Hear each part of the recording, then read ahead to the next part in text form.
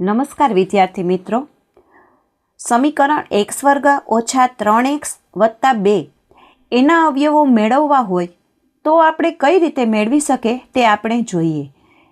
અહીં આપણે -3 આપેલા છે, તો પોઝિટિવ માટે આપણે +x માટે આપણે બ્લુ કલર લેશું અને -x માટે આપણે લેશું પીળો કલર. તો અહીં આપણે જોઈ શકીએ છીએ કે -3x છે, તો આપણે પીળા કલરની 3 ટાઇલ્સ લીધેલી છે. અહીં આપણે જોઈ શકીએ છીએ કે પીળા કલરની 3 ટાઇલ્સ. એ જ રીતે પોઝિટિવ માટે આપણે લીલા કલરનો ચોરસ લીધેલું છે અને x² માટે આપણે આ મોટું ચોરસ લીધેલું છે. હવે આને આપણે લંબચોરસ આકારમાં ગોઠવીએ તો આપણને કંઈક આવી આકૃતિ મળશે.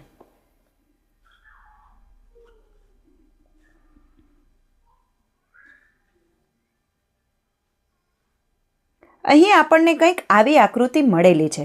તો અહીં આ લંબાઈ x છે અને આ 1 અને 2 એટલે કે x અને 2. એ જ રીતે આ લંબાઈ x છે અને આ લંબાઈ 1 મળશે. પણ અહીં આ પીળા કલરની ટાઇલ્સ છે જે દર્શાવે છે કે અહીં જે આપણને યુનિટ મળશે તે નેગેટિવ હશે એટલે કે માઇનસ હશે.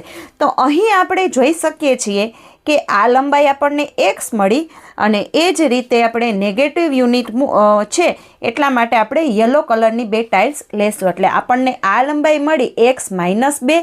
એ જ રીતે આ લંબાઈની વાત કરવામાં આવે તો આપણને આ લંબાઈ મળશે x અને યલો ટાઇલ્સ અહીં મૂકીએ એટલે કે -1. તો x² ઓછા 3x વત્તા 2 એના અવયવો આપણને મળશે x -2 x -1. તો આપણે અહીં જોઈ શકીએ છીએ કે x² વત્તા 3x વત્તા 2 એનું આપણને અવયવીકરણ કરતાં x - 2 ગુણ્યા x - 1 આ અવયવો આપણને મળશે.